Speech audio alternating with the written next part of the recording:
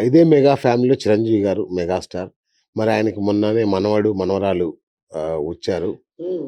వాళ్ళ జాతక బలంతో నేను చిరంజీవి గారికి ఏదన్నా మంచి జరగబోతుందా? వాళ్ళ జాతకంతో చిరంజీవి అంటావేంటి నాన్న? చిరంజీవి ఎవరు? అది 'ఆ సేతు హిమాచలం'. దానికి దీనికి సంబంధం లేదు. నన్ను కూడా 'రామ్ చరణ్' గారికి ఆ పాప క్లింకారా పాప పుట్టినప్పుడు ఇక ఎవరు పిల్లలు ఇక పుట్టరు పిల్లలని ఓ మహానుభావుడన్నాడు. మంచి ఎర్రగా బుర్రగా ఉంటాడు. ఆయన అన్నాడు. నా దగ్గరకొచ్చి అదే పనడిగితే సూర్యచంద్రుల అనుగ్రహం కలుగుతుంది అన్నా. సూర్యచంద్రుల అనుగ్రహం కలుగుతుందన్నా. ఏమైంది మొన్న? కదా! ఇక్కడ వాళ్ళ ఆగమనం, వాళ్ళ వ్యాపార సామ్రాజ్యానికి అనంతమైన కీర్తి ప్రతిష్టలు తీసుకొస్తుంది. మళ్ళీ చెప్తున్నా, వ్యాపార సామ్రాజ్యానికి, సినీ రంగం కాదు. మెగాస్టార్ ఫ్యామిలీలో సినీ రంగానికి, ఆ సినీ సామ్రాజ్యంలో ఏకచక్రాధిపత్యం వహిస్తూ తానేమిటో పరిపూర్ణంగా చూపిచ్చి ఆ చెట్టు నీడలో మరికొన్ని మొక్కలు కూడా మొలిచాయి. అవి చెట్లు కూడా అయినాయి. ఇప్పుడు కొత్తగా అయ్యేదేంటి? కొత్తగా అయ్యేదే ఉంది. అంటే చిరంజీవి ఏదో గవర్నరు ఇట్లాంటి ఏదో అవుతాడు. చిరంజీవి అనబడేటటువంటి మహానుభావుడికి రాష్ట్రపతి అవకాశం ఉంది. గవర్నర్ అవకాశం ఉంది. లోక్‌సభ స్పీకర్ అవకాశం కూడా ఉంది. ఇప్పుడు ఎవరు తీసుకోవాలి? ఆయన తీసుకోవాలి. ఎందుకు ముందుకి వెనక్కి ఆలోచిస్తున్నాడు? నేను అటువైపు వెళితే తరువాత పరిస్థితులు ఏమిటి? నా కర్మ కొద్దీ రాజకీయాల్లోకి రాకముందు ఈ ప్రజారాజ్యం పార్టీ పెట్టినప్పుడు 7 ఎకరాల వెనకాల ఒక తెల్ల బిల్డింగ్‌లో వాళ్ళ ఆఫీస్ ఉండేదప్పుడు. అక్కడికి నన్ను తీసుకెళ్ళినప్పుడు ఇది ఎక్కువ కాలం ఉండదు అని అన్నా. నేను అప్పుడు చిక్కడపల్లిలో ఉండేవాడిని. డబ్బులు పోసి టికెట్లు కొనుక్కున్నోళ్ళు అబ్బో! చాలామందే వచ్చారు. అది అనవసరం. నేను చాలా క్లియర్‌గా చెప్పా. భవిష్యత్తులో ఇది ఖచ్చితంగా విలీనం అవుతుంది. నిలబడదు. చిరంజీవి గారు ముఖ్యమంత్రి. ఎప్పటికీ గాడు. ఎప్పటికీ కాడు. కానీ కేంద్ర స్థాయి గౌరవాలు, సత్కారాలు అబ్బో! బ్రహ్మాండంగా ఉంటుంది. కానీ రిక్షా దొక్కే స్థితి కూడా ఉంటుంది అనన్నా. ఏమన్నాను? రిక్షా దొక్కే స్థితి కూడా ఇది ఎవరికి చెప్పానో మీరు అడ్రస్‌లు ఇస్తా కావాలంటే వెళ్లి కనుక్కోండి. వీడు నిజం చెప్తున్నాడో, సొల్లు వాగుతున్నాడో వాళ్ళే చెప్తారు. 'రిక్షావోడు' అనే సినిమాలో రిక్షా దొక్కాడు. హ్మ్. ఇలా అనుకోలేదు ఇంకోలా మీ బొంద రిక్షా కూడా దొక్కుతాడు. తన ప్రాభవం, తనకున్న ఇమేజు, తనకున్న ఫ్యాన్ ఫాలోయింగు ఇవన్నీ పక్కన పెట్టి, ఇంకా నేను డౌన్ టు ఎర్త్‌గానే బతుకుతున్నా, నాకు అహంకారం లేదు అని నిరూపించుకునే ప్రయత్నం అది అని చెప్పా. అవునా? ముఖ్యమంత్రి అయ్యాడా? కేంద్ర మంత్రి అయ్యాడు. పార్టీ విలీనమైంది. తర్వాత మళ్ళీ నన్ను దొబ్బులు పెట్టిన వాళ్ళు, తిట్టిన వాళ్ళు, నానా మాటలు మాట్లాడిన వాళ్ళు వచ్చి ఆశీర్వచనం తీసుకొని, "మా భవిష్యత్తు ఏంటి గురువుగారు" అని అడిగారు. ఏం చెప్పాలి ఇప్పుడు నేను? అటువంటి వాళ్ళతో ఏం చెప్తానంటే, నాకన్నా గొప్పవాళ్ళు, గొప్ప జాతక శిఖామణులు, అద్భుతంగా జాతకం చెప్పేవాళ్ళు చాలామంది ఉన్నారు. వెళ్లి వాళ్ళని అడగండి అని చెప్పా. ఎందుకని? ఒకసారి ఆగస్టు నుంచి ఏదో సంక్షోభం అంటున్నారు తెలంగాణ ప్రభుత్వానికి. రేవంత్ రెడ్డి జాతక రీత్యా ఇట్లేదో అంటున్నారు. నేను ఆల్రెడీ చెప్పానన్న రేవంత్ రెడ్డి ఇప్పుడు కాదు. మొన్న డిసెంబర్ కాదు. అంతకుముందు డిసెంబర్‌లో చెప్పా. మన తెలంగాణ ముఖ్యమంత్రి అయిన రేవంత్ రెడ్డికి 18-19 నెలల గడ్డు కాలం ఉంది.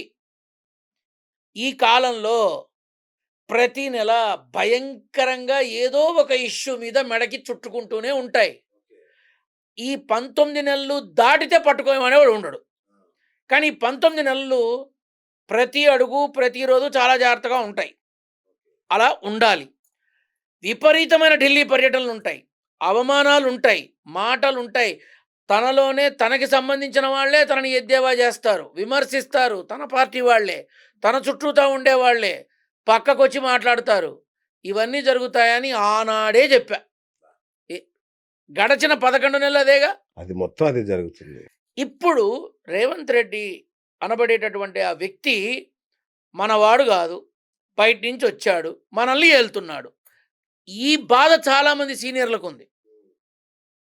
4 కోళ్ళని పట్టుకొని లాగడానికి సిద్ధంగా ఉన్నారు. అవకాశం దొరకట్ల. అది.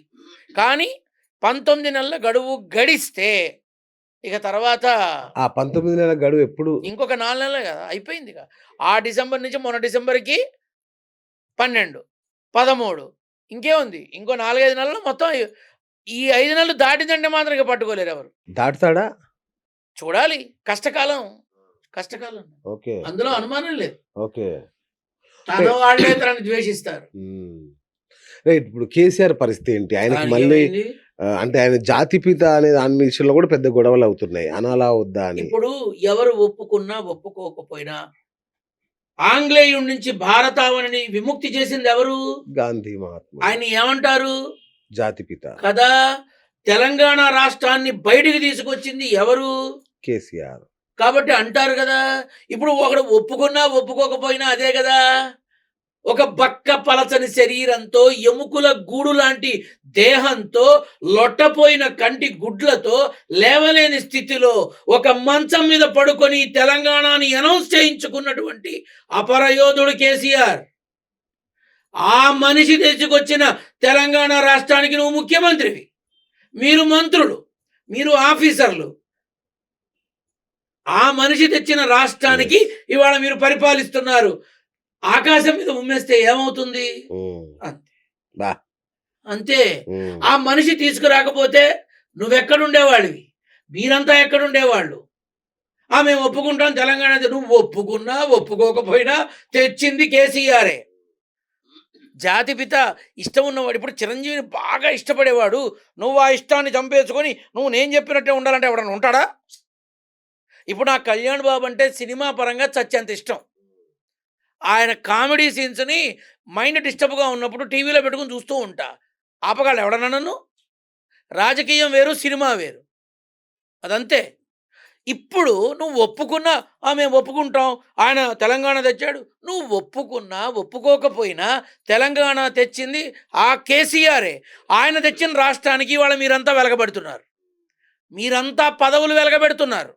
ఆ ఒక్క విషయం గుర్తుపెట్టుకొని కనీస ధర్మం గౌరవించండి. తూలనాడకండి. కక్ష సాధింపులతో నన్ను పెట్టాడు నేను పెడతా. నన్ను లోపలేశారు నేనేస్తా. ఇలా వద్దు. ధార్మికమైన విధానంలో వెళ్ళండి. స్వచ్ఛమైన రాజకీయాలు చెయ్యండి. ఇప్పుడు మీ మీద వచ్చినప్పుడు, మీరు అనుభవించినప్పుడు, మీరు అలానే చేస్తానంటే వాళ్ళకి మీకు తేడా ఏంటి?